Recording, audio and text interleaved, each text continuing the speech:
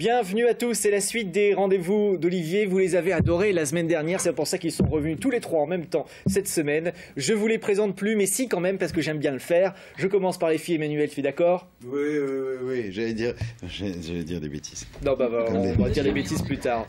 Patricia. Bonsoir. Ben oui, je sais. Moi, j'ai gardé ma chemise. Ben oui. Mais c'est comme ça, vous êtes raccord par rapport à la semaine dernière. Oui, tout à fait. On va parler tourisme avec un château, et pas n'importe lequel. Eh non, le château de Courtenvaux à Bessé-sur-Bray. Attention. Alors là, on va faire dans la vie de château impérial et royal. Nadine est venue avec sa sélection de livres, avec 2 comme chaque semaine. On va parler de quoi, Nadine? On va parler d'un livre de Gilbert Borde et aussi de le dernier Joël Dicker. Et la surprise, évidemment, vient d'Emmanuel, parce qu'on ne sait pas ce qu'il a été voir au cinéma. Mais si, puisque j'en ai parlé la semaine dernière. C'est vrai, vous l'aviez dit la semaine dernière. Petite mémoire. Non, il y a le roi. Le roi. Oui, mon roi. Mon roi. Et puis, seul sur Mars. Vous vous en souveniez? Oui. Ah ouais. Bon, on commence par vous, alors. C'est facile. Mon roi, ça vaut le coup d'aller le voir? Alors, d'abord, je continue juste je recommence juste ce que j'ai dit la semaine dernière, mais comme c'est jusqu'au 1er novembre, n'oubliez pas Graines d'Images Junior, jusqu'au 1er novembre dans les salles Fartoises. Voilà. Pour les enfants. Pour les enfants. Mais les parents peuvent y aller. Aussi. Voilà. Alors, 2 films cette semaine. Mon roi, si vous voulez, on commence par Mon roi. Mon roi, c'est le dernier film de Mai Wen. Mai Wen, on la connaît, enfin, on commence à connaître bien. On avait adoré, surtout, moi j'avais adoré Police, qui était son 3e film. On avait plaisir de la recevoir il y a quelques années à Ma mère sans Mars aussi. Bah oui, ça c'est dit. Et donc, Mai Wen, Mon roi, donc c'est son 4e film.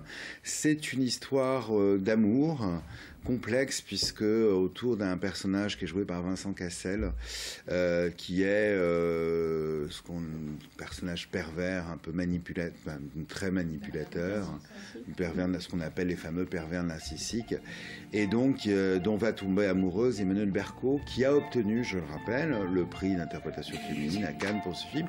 Emmanuelle Berco, qui est aussi réalisatrice et qui a fait ce film dont tout d'un coup le titre m'échappe, mais qui est un des plus beaux films de cette année. Merci.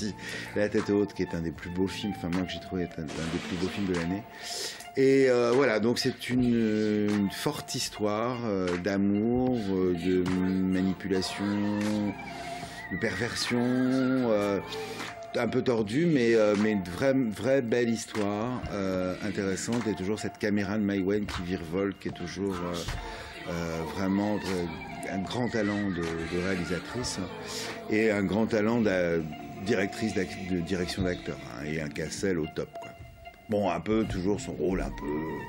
Voilà, on attend que Cassel fasse un peu un gentil, tout doux canard des fois, mais pas. Ça n'arrive pas. C'est pas encore là. Voilà. Le second film, ça n'a rien à voir, puisqu'on va sur Mars. C'est le nouveau film de Ridley Scott. Alors, Ridley Scott, on ne le présente plus. Il y a Blade Runner qui ressort en ce moment, qui était son premier film, un de ses tout premiers films, qui a fait Alien aussi. Bon, voilà, quelques petites plaisanteries comme celle-ci. Donc, il n'est jamais aussi bon d'ailleurs que quand il fait de la science-fiction. Là, c'est joué par Matt Damon. En fait, Matt Damon, ça se passe. Alors, en plus, c'est un peu d'actualité parce qu'on dit qu'il y a de l'eau sur Mars, on commence à imaginer des choses, tout ça. Et là, en fait, c'est lors d'une expédition d'astronautes sur Mars. Il y a un accident qui se produit et l'un des astronautes reste seul sur Mars. Et au début, tout le monde pense évidemment, forcément, il est mort, il n'a pas pu survivre. Et puis en fait, il survit. Il survit, c'est ça. Voilà. Et l'idée, c'est que par contre, il faut ensuite, je ne sais plus combien de temps, je crois que c'est 4 ans, pour retourner sur Mars le chercher. Donc déjà, il faut qu'il fasse signe de vie, coucou, et ensuite qu'il organise sa vie là-bas pendant que les autres vont venir le chercher en se disant est-ce qu'on y va, est-ce qu'on n'y va pas, etc. Donc voilà, le rôle féminin est joué par Jessica Chastain, qui s'est plaint d'avoir été payée à peu près 3 fois moins cher que Matt Damon sur le film. C'est pour vous, mesdames, pour vous dire que voilà, il y a encore du boulot. Voilà. Sinon, non, c'est un film intéressant et c'est du très bon grand spectacle, quoi. Donc à pas rater. Bon, voilà. Alors, la science-fiction, on a toujours l'impression qu'on a toujours tout refait, on a toujours tout vu, mais finalement, non, c'est assez original. Ça vaut le coup. Voilà.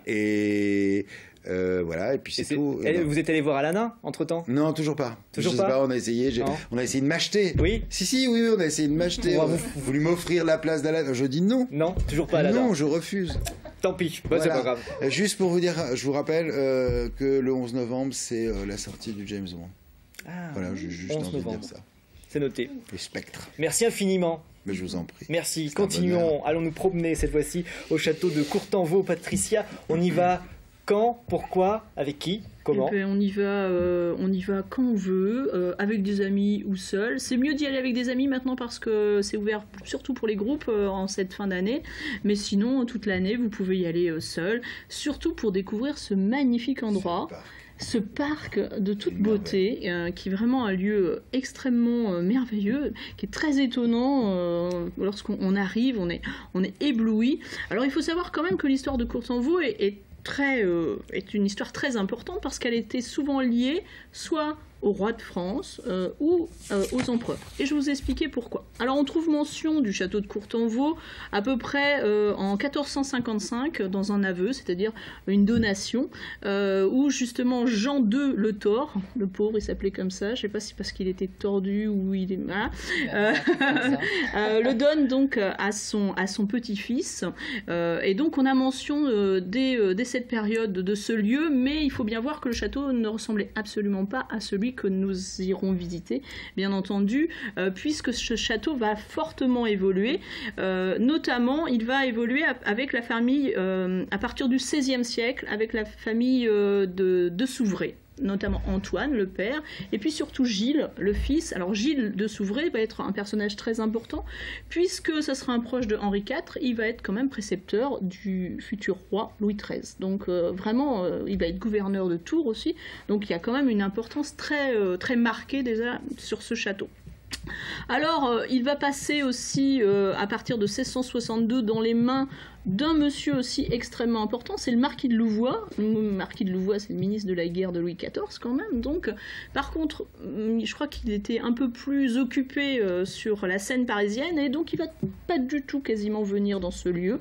Donc 100 ans, pendant 100 ans, ce château va être quasiment inhabité et il va falloir attendre, je dirais, vers le 1780 pour que Louise Charlotte Françoise Le Tellier épouse un monsieur Pierre de Montesquieu-Fezensac, ils vont reprendre ce château.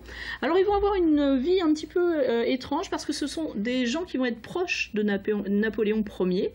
Et d'ailleurs, Louise Charlotte va être la préceptrice du roi de Rome. Le roi de Rome, c'est qui? C'est le fils de Napoléon Ier. Donc ils vont être très peu dans ce château au début, à la fin du 18e, début 19e, et puis arrive 1815, donc l'exil, et donc ils sont obligés de revenir à Courtenvaux, donc ils vont s'exiler entre guillemets à Courtenvaux, ce qui va être un très bonne chose pour Courtenvaux parce qu'ils vont réaliser de très gros travaux à partir de 1820 qui vont donner cette physionomie au château et donc vont le moderniser très grandement, ce qui a permis en fait d'avoir un état de conservation de ce château assez optimal, tout simplement. Les terrasses, etc. Tout à fait. Magnifiques. Alors il faut savoir que le portail par contre qui est classé monument historique, lui date de 1562, hein, donc l'entrée justement avec ces belles voûtes gothiques est classée au monument historique et est de 1562. Et puis après cette famille qui va énormément le moderniser, son arrière-petit-fils va épouser une princesse roumaine qui s'appelle Marie Bibesco, et Marie Bibesco va donner, je dirais, la dernière touche à ce château en lui donnant un côté néo-gothique. Alors on pourrait appeler ça un petit côté bling-bling. Ouais. Eh bien oui, appelons ça un côté bling-bling. C'était quelqu'un d'extrêmement bling-bling qui voulait trouver des origines très prestigieuses à sa famille, qui va mettre des armes un petit peu partout dans le château, des armoiries, et donc elle va instaurer tout un système de modernité. Par exemple, elle va instaurer un système d'air chaud pulsé. Donc voilà, c'est extrêmement intéressant. 1867, exactement.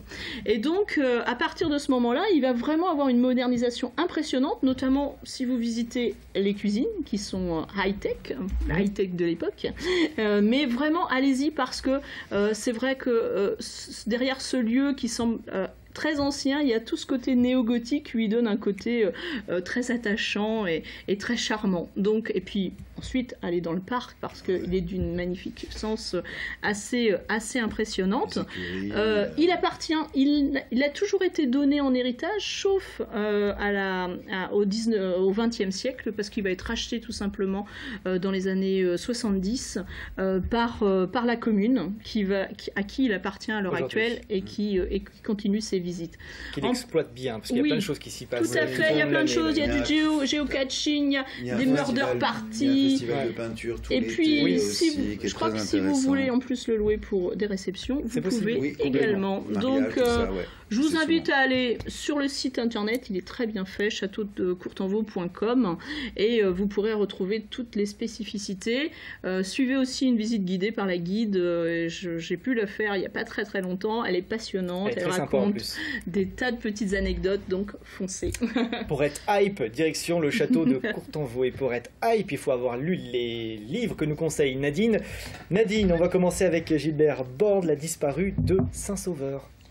Donc nous quittons la Sarthe, nous prenons la route pour aller à Saint-Sauveur, près de Valenciennes.